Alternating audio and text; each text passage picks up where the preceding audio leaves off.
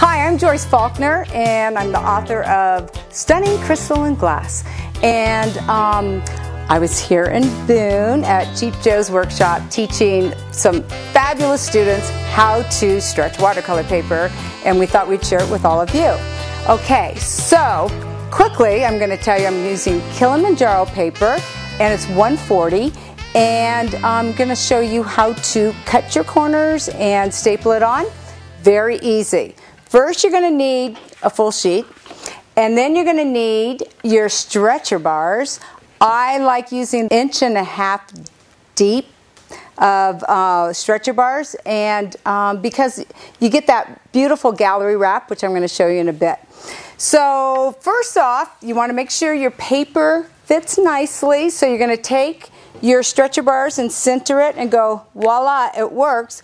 If you see here, I had to take off just ever so much because this is 20 by 16, and it's a nice size canvas for my students. So it's watercolor paper on stretcher bars, creating a beautiful watercolor canvas. Okay, and I had brought these to my students, and everyone just loved it. Okay, so now what you have to do is you're going to have to get your paper wet. Now, I know a lot of you may stretch your watercolor paper and you like to put it under the faucet. That's fine. Some of you like to soak it in the tub, and that's fine too. But for this purpose, I'm going to show you with my paper towels and my jug of water right here. Okay, I'm taking Viva paper towels, which I absolutely love. They're nice and strong. And I'm going to wet the front. This is the front of the paper. And some people say, well, how do you know? Well, Kilimanjaro has a wonderful, what they call a watermark, and it says Kilimanjaro, and it reads the front way in the corner, and you know that's your front. Now, but this paper is so beautiful that I see on both sides the potential of using this paper. Okay, so I'm taking a paper towel and I'm slightly moving it. You just want to get your paper nice and wet. Okay, here it goes. Okay, then I'm going to flip it.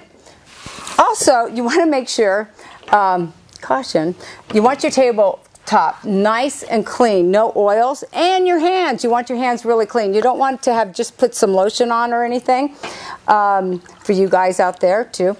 Okay, here it goes, here it goes. Beautiful, nice. And then I'm going to take my paper towel again and give it a once over. You just want it all nice and wet. Now, a lot of people say, hey Joyce, how come that paper doesn't rip? How do you know it's not going to rip? You know, it doesn't. It just doesn't. You know, watercolor paper isn't as, you know, it's stronger than we give it credit for. When it's wet, it will become like, if you've ever upholstered a seat, you know, with the cloth, you can take it and you staple, turn it upside down, of course, just like so. And the, you know, material works. This works just like the material when you're trying to upholster a seat. Now, I've never had until after I did this, and then I went and I upholstered some seats, and I went, oh my gosh, how talented am I? Okay, now we have to think about our corners. We're going to I'm going to cut up to the corner. Here you go. 1, 2, 3. And then I'm going to take this this excess paper off. It's like a little triangle, see? And then we're going to do it on each corner. Okay. Here it goes, here it goes, here it goes. There.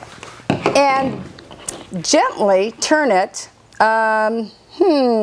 Yes, I'm going to gently turn it. Here it goes, right here. And you want to get to the other side. I'm going to turn it all the way around. Oh, that was good. Yay, got it. And do the same thing. And we're going to cut it. So stretched watercolor paper. What are the benefits of stretched watercolor paper?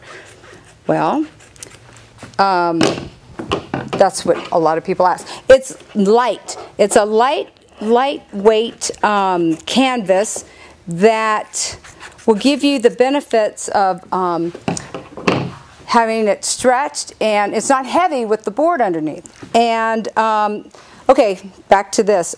Right here, I'm going to begin stapling.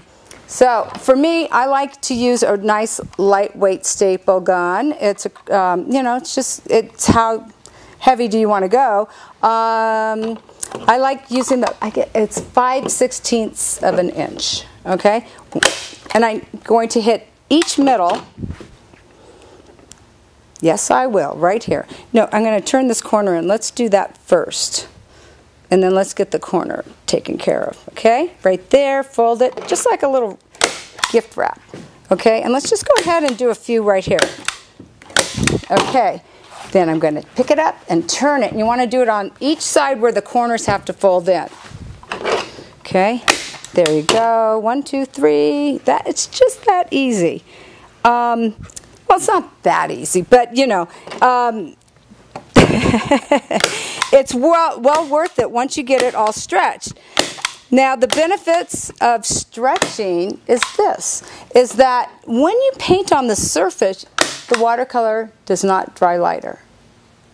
True. It's true. It does not dry lighter. No, it remains the same value and the same intensity as you mix in your palette. Okay, and again, I will be able to show you that in a sec. Okay, another corner. Here we go. 1, 2, 3. Just so.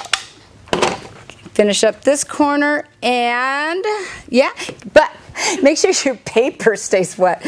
Okay, make sure it's nice and wet. If it starts to dry on you, you know, maybe have a little, like a spray bottle or something, and just spray it and keep it wet. Because if it dries during this process, you're going to end up with a funny corner. And you don't want a funny corner. You want it to be nice and tight.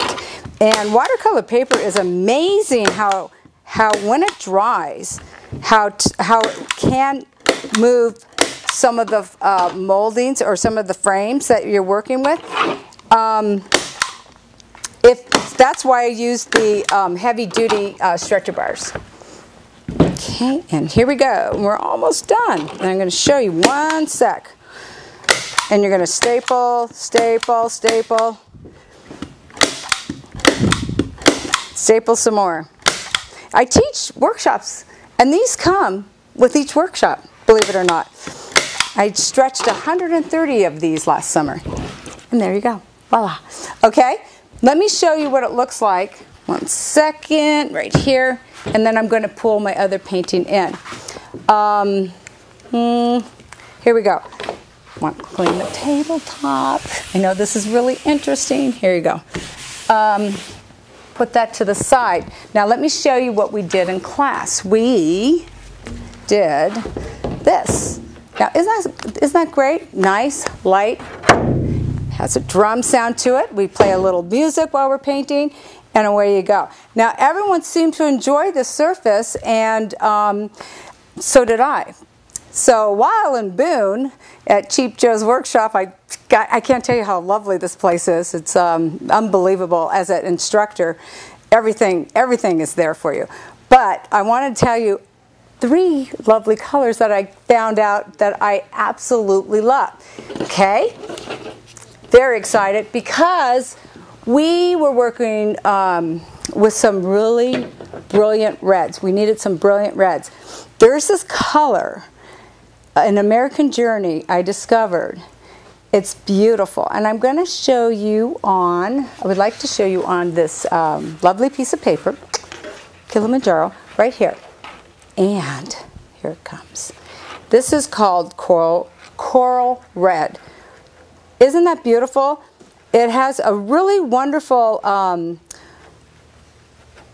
hue of, you know, it's kind of a little bit on the pink side, but it really blends beautifully with my blues and with the bumblebee yellow. Here it is. Here's your coral red. Look at that. It's stunning. I used to, with my other pigments, I had to mix 2 colors together to get this hue, but this is just lovely. Okay, so we have that. And then I found out about bumblebee yellow. My other go-to color was transparent yellow. Then I discovered bumblebee yellow for this yellow vase that we had painted. in class, it's, you know, tall cylinder. And I'm going, let's see, let's take a peek here. Beautiful. Oh, isn't that, it's exciting for me. Okay, I loved it. Now I'm going to show you how this looks. Okay, watch. It's so pretty and transparent. Oh my gosh, it's just a wonderful color. Now if you took, you can see some of the colors in here. I actually did bring some of my coral red, now it's mine, right here within this vase. Yeah. And so it doesn't seem to want to muddy, and you just get this beautiful, beautiful, lovely, transparent color happening within your painting. Now, I want to show you, I'm going to go back to my coral red because I like it so much. Here it is. And you can see on this one particular lesson, it has a lot of red diamonds in it. It's glass. Go figure. I was teaching how to paint glass. And look, isn't that pretty? Yes. Nice. And oh, I was so excited because another color that I was using was a quinacridone red, which was real pretty, but it just didn't blend well with my blues and kind of muddied really quickly. So I found the best of the best right here. Now, my third color that I discovered was Joe's blue. Good old Joe. Yeah, I mean, look it's a beautiful, beautiful phthalo blue. See? Nice. And where does that come into play? It comes into play everywhere in my paintings because it's a phthalo blue that I call it an evening color, not nighttime evenings, but even it out. For instance, if I have too many shapes or too many, odd shapes, all you have to do is take this wonderful evening color and even everything else. So there you go. Okie dokie. And there you have it. Oh, isn't that great? Beautiful. Oh, yeah. So it pulls all those odd shapes that I seem to paint right together. So there you have it. So this was one fun lesson. And okay, canvas, American Journey. What a great combination. Thank you.